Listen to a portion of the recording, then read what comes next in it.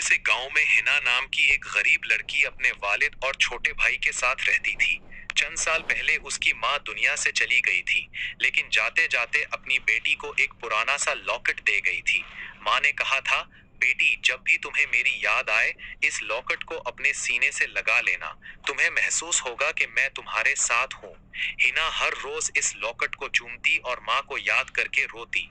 वक्त गुजरता गया, घर के हालात खराब होने लगे, वालिद बीमार रहने लगे और घर का खर्चा चलाना मुश्किल हो गया। हिना ने अपनी पढ़ाई छोड़ दी और लोगों के घरों में काम करना शुरू कर दिया। एक दिन इसके भाई की स्कूल की फीस जमा ना हो सकी। भाई उदास बैठा था। हिना ने पूछा, क्या हुआ?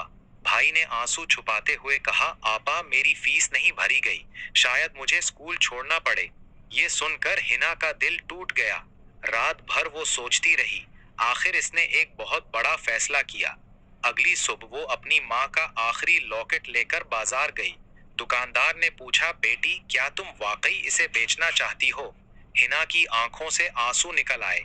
ये मेरी माँ की आखिरी निशानी है, लेकिन मेरे भाई का मुस्तकबिल इससे ज्यादा कीमती है। दुकानदार हन्ना की बात सुनकर खामोश हो गया। उसने लॉकेट खरीद लिया और हन्ना को पैसे दे दिए। हन्ना ने फौरन भाई की फीस अदा कर दी। साल गुजरते गए।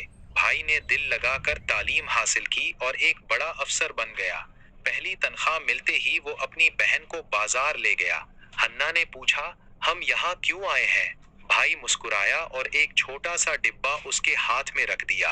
हन्ना ने डिब्बा खोला तो उसकी आंखों से आंसू बहने लगे।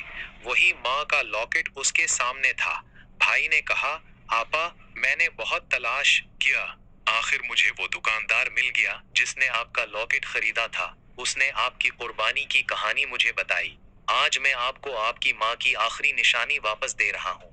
हिना जोर जोर से रोने लगी। उसने लॉकेट को अपने सीने से लगाया और आसमान की तरफ देखकर कहा, उम्मी, आपकी दुआ आज भी मेरे साथ है। भाई ने बहन के कदमों को छुआ और कहा, आपा आज मैं जो भी हूँ, आपकी कुर्बानी की वजह से हूँ। पूरा